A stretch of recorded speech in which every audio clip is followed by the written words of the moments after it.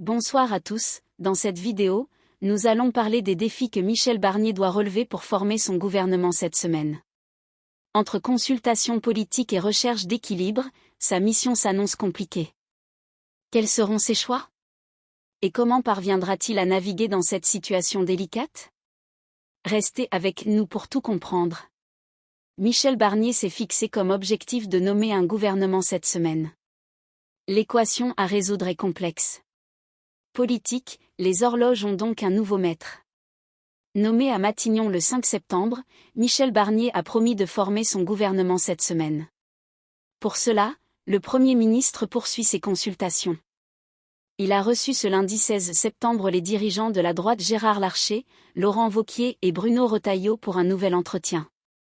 Il doit ensuite enchaîner les consultations, rue de Varennes. Les communistes sont attendus mardi, ou au téléphone, pour convaincre des profils, solides, de le rejoindre et trouver le meilleur équilibre possible pour conforter son assise au Parlement.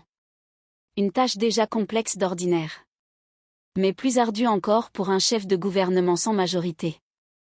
Dans ce contexte, le porte-parole des Républicains Vincent Jeanbrun imagine mal une décision, avant dimanche. En attendant cette fumée blanche, plusieurs questions se posent, tant sur les marges de manœuvre laissées à Michel Barnier, que sur les lignes rouges imposées par ses alliés. 1. Macron va-t-il vraiment lâcher du lest?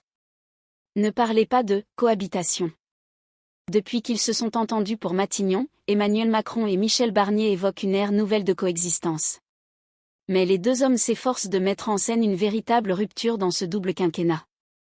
D'un côté, l'Élysée fait savoir dans la presse que les liens sont coupés avec Matignon. Entendre, plus de conseillers partagés, plus d'émissaires envoyés par l'entourage du président aux réunions interministérielles, pas de ministres imposés à certains postes. De l'autre, Michel Barnier promet une indépendance certaine, avec cette formule, le président va présider et le gouvernement gouverner. Qu'en sera-t-il? Le sort réservé aux ministres des Armées et des Affaires étrangères, dont il est souvent admis qu'ils sont du domaine du président, sera un indicateur. Le contingent de macronistes en sera un autre. 2. Quel rescapé chez les sortants? En ce sens, la question de la reconduction des ministres sortants se pose. Plusieurs d'entre eux se verraient bien rester, quitte à changer de portefeuille. Mais le résultat des européennes puis des législatives, comme les lignes rouges dressées par certains partis, incite plutôt à un vrai chambardement. Le président du MoDem François Bayrou plaide ainsi pour le renouvellement, intégral ou quasi-intégral, du gouvernement, tandis que le Rassemblement national agite déjà le spectre d'une motion de censure si certains profils irritants à leurs yeux, Gérald Darmanin ou Éric Dupond-Moretti, sont reconduits. Malgré tout, plusieurs potentiels rescapés sont souvent cités, Rachida Dati, Catherine Vautrin ou Gérald Darmanin. Le départ de Stéphane Séjourné, candidat pour la Commission européenne, semble ouvrir la porte du Quai d'Orsay à l'actuel ministre de l'Intérieur, dont on dit qu'il lorgne le poste. Il aurait l'avantage de contenter le président et son Premier ministre. Mais donnerait des arguments au Rassemblement national pour jouer les troubles fêtes. 3. À droite, grand chelem sur le régalien? Dans ce contexte, l'appétit de la droite se fait grandissant. Histoire de pimenter le tableau. Alors que Laurent Wauquiez avait, dans un premier temps, exclu de participer à un gouvernement avec les troupes du président, voilà son parti désireux d'en récupérer les postes les plus puissants. Selon plusieurs médias, le président du groupe LR se verrait bien lui-même au ministère de l'Intérieur. Une razzia hypothétique qui met le camp présidentiel en tension.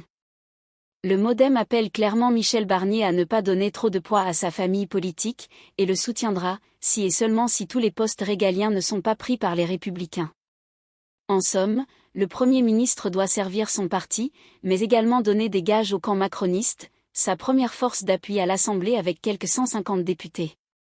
Ceci, alors que plusieurs élus Renaissance alertent déjà sur une ligne sans doute trop à droite. 4. Qui pour se laisser convaincre à gauche? C'est, parmi ses premiers engagements, celui qu'il aura le plus de mal à tenir. À peine nommé, Michel Barnier expliquait son souhait de compter, parmi son équipe, des personnalités de gauche. Problème, la liste des refus s'allonge de jour en jour. Chez les socialistes, la présidente de la région Occitanie Carole Delga, le maire de Saint-Ouen Karim Bouanrane, l'ancien ministre Stéphane Le Foll, tous ont dit non. En réalité, il semble difficile pour quiconque, à gauche, d'entrer dans un gouvernement sans programme, mais sous la menace du Rassemblement national, et en compagnie de personnalités incarnant la droite dure. Dans ce contexte, les regards se tourneraient plutôt vers l'aile sociale du camp présidentiel. Mais là encore, difficile d'imaginer la cohabitation de ces profils, comme Roland Lescure ou Sacha Houlié, avec Laurent Wauquiez ou Bruno Retailleau. Autre piste, des personnalités issues de la société civile, ou éloignées de la politique partisane mais étiquetées à gauche comme l'ex-député socialiste Didier Migaud, dont le nom a un temps circulé. 5. Thierry Breton, de Bruxelles au gouvernement. Comme à chaque gouvernement, l'équilibre de cette nouvelle équipe sera scruté. Et les prises politiques remarquées. D'autant que le locataire de Matignon veut compter sur des personnalités expérimentées, capables, notamment, de ferrailler pour l'examen du budget. Thierry Breton pourrait alors cocher certaines cases. Ministre de Jacques Chirac entre 2005 et 2007, l'ancien patron de 69 ans vient de quitter son poste, avec fracas, de commissaire européen au marché intérieur. De là à l'imaginer récupérer un ministère, en France ?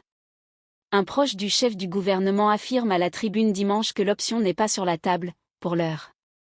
En attendant, certaines échéances cruciales se rapprochent, et le calendrier politique pourrait être chamboulé. Michel Barnier envisage notamment de ne présenter le budget 2025 qu'après avoir prononcé sa déclaration de politique générale, début octobre, devant l'Assemblée nationale, a fait savoir Matignon ce lundi. La date butoir du 1er octobre ne serait donc pas tenue et le projet de loi de finances ne serait soumis au Parlement que le 9 octobre.